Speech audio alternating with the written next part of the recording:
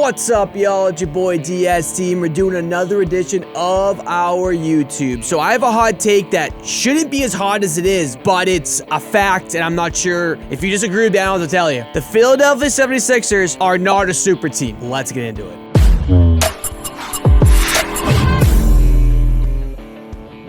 What's up, y'all? We're doing this again. I'm super happy to be here. I'm excited to do this. I had a really quick turnaround here. I had very little notes. I'm just coming right off the dome today. The Philadelphia 76ers are not a super team. I want to be clear about this. The word super team, just like superstar, is thrown around way too much. A super team is supposed to be like a true superpower that's wicked good, too good to even be in the league, you know, a world dominant type of thing. If you're good, doesn't mean that you're a super team. So same thing with superstar. Everyone's like, oh, you know, this guy's a superstar, this guy's a superstar. No, just because you're good at basketball, you're a star, doesn't mean you're a superstar. So maybe I'll make a video about that another time about how everyone overuses that word. Before we get into this, I want to make it very clear. The distinction between superstar and super team are very different, because super team is a bad thing and superstar is a good thing. So people want to say, oh, super team is a shot at the team because they just manufactured wins, where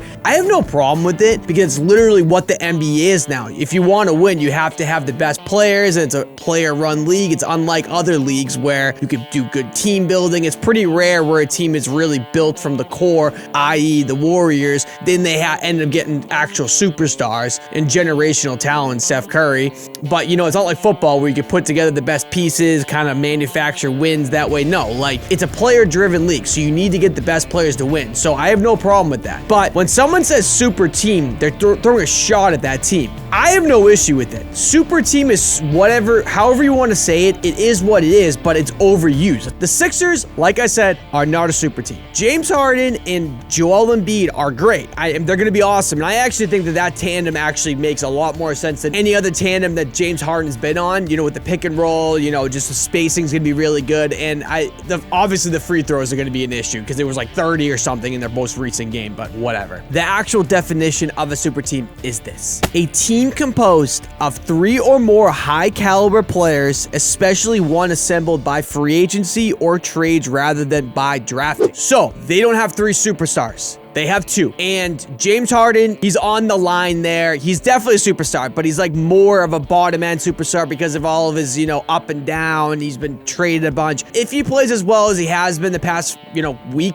in Philly, he's a superstar. He's right in that conversation. But they have a bunch of role players on the Sixers. That constitutes a very good team, not a super team. You follow me? Here are all the super teams that need to be mentioned. The 08 Celtics, the Miami Heat team with D-Wade, LeBron, and Bosh. You know, the Cavaliers team with Kevin Love, LeBron, and Kyrie Irving. That was a super team for sure. Everyone underestimates how good Kevin Love was. I would even say this Lakers team currently is more of a super team than the Sixers, just by the actual definition. They're not a super team. They actually kind of stink with, you know, Westbrook and all that, but that's more of a super team that was all put together by free agency, trades, and off previous All-Stars. If they got someone that was like, you know, James Harden like over Westbrook, I think that's a super team. I mean, really the Lakers team currently really is a super team by definition. Then, you know, like the Kobe teams are on that line because they really didn't go out and get people. You know, Kobe was there, obviously homegrown talent. Then you got Shaq coming in, and then you know,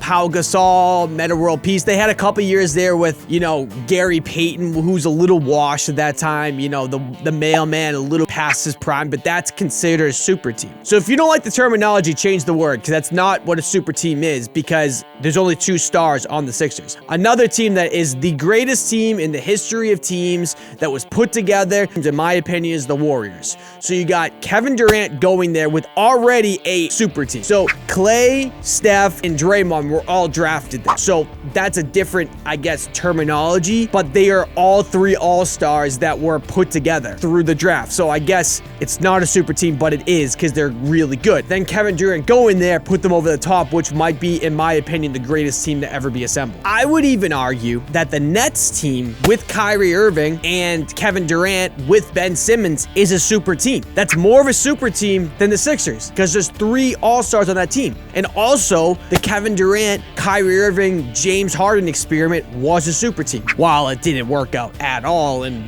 blew up in their faces, that was a super team. It actually annoys me how everyone throws around these words like superstar, super team. It's like common social media now where they overrate certain things that are just not as big of a deal as they want to make it. But no matter how you slice it, the Sixers are awesome. And as currently constituted, they're probably like the second or third best team in the Eastern Conference.